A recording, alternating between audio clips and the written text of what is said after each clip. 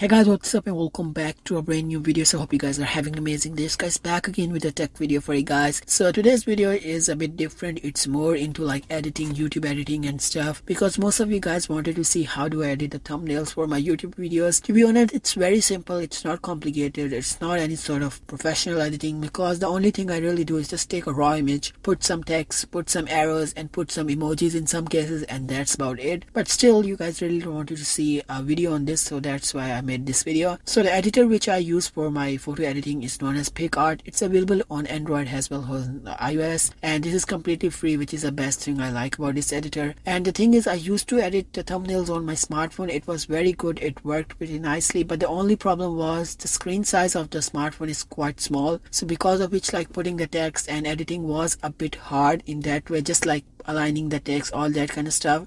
So I downloaded this app in my iPad, even though the iPad is a bit old, but because this application is very light, so it works very nicely. And using this PicArt app, you can really do a lot of professional editing if you like to adjust colors, all that kind of stuff, because this does offer a lot of functionality. So I think that's enough talking. Now I will let you guys enjoy the video.